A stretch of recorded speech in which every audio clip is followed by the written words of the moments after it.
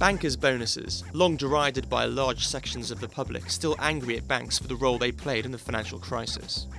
Now the European Parliament has plans to cap bonuses to no more than a year's fixed salary, a so-called one-to-one ratio. Most EU states back their proposals, with one notable exception. Britain firmly opposes the move, but it's in the minority among EU states, many of which are prepared to compromise on bank bonuses so that reforms of bank capital rules aren't delayed. The Treasury has tried hard to avert the decision, but the UK faces a lot of pressure to fall into line. They have to get this legislation through. This is to meet up to international standards and commitments, and so the bill has to pass, and this is the Parliament's price. Most bankers who are earning this much money are in London. So they have a natural interest. They're generally not outvoted on financial services files, but on this, it really will take a lot to convince some of these other ministers to ride to their aid on this, because it could cost them a lot politically at home. For instance, in Germany, you've got an election campaign beginning to build up, and there, for the finance minister Wolfgang Schäuble to be seen as backing bankers would be pretty difficult. Germany and France are now both backing lawmakers in the European Parliament who argue the bonus cap will stop the reckless risk-taking that led to the financial crisis. I think the European Parliament, politically speaking, has played this very well. This is part of the big CRD4 package implementing Basel rules in European law. Parliament came up with this bonus cap idea, and they now say, if you want the whole thing, we want this little bit of it. And now more and more countries, including Germany, that normally accepts British viewpoints on finance, Germany has also said, well, we need to get this done, let Parliament have this. So you're left with pretty much only Britain trying to fight behind the scenes to dilute this cap, to make exemptions. But of course, it's very hard to do that publicly, because who wants to be seen defending the principle that bankers need to be paid more?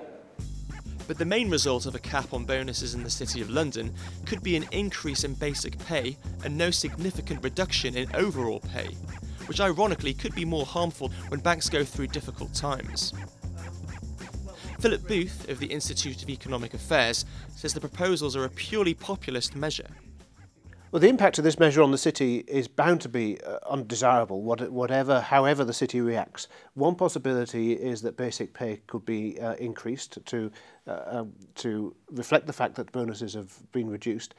If that happens, it will actually make the banking sector more fragile. It will be more difficult for banks to reduce their cost base and increase their capital when they make losses. And also the incentive structures within banks will become somewhat skewed as well.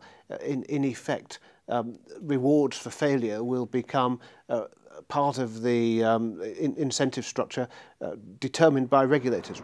A cap on bonuses still seems the most likely outcome, but British diplomats are working hard, hoping some kind of deal can be done. And bankers here in the City of London, meanwhile, are concerned about the proposals.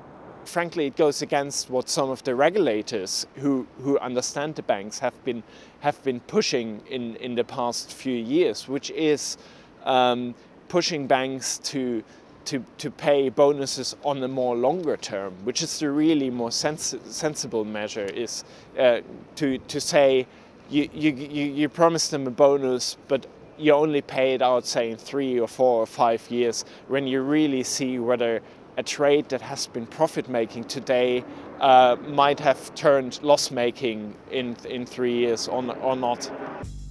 Britain might win some compromises on the margin, but the fact that proposals have got this far suggests agreement is likely to be reached on a bonus-to-salary ratio. There's sympathy for the UK's position from some of its European partners, but politicians don't want to be seen as backing bankers right now, and there's little appetite for a dispute which could delay the introduction of stricter capital rules for banks. Daniel Garrahan, Financial Times, London.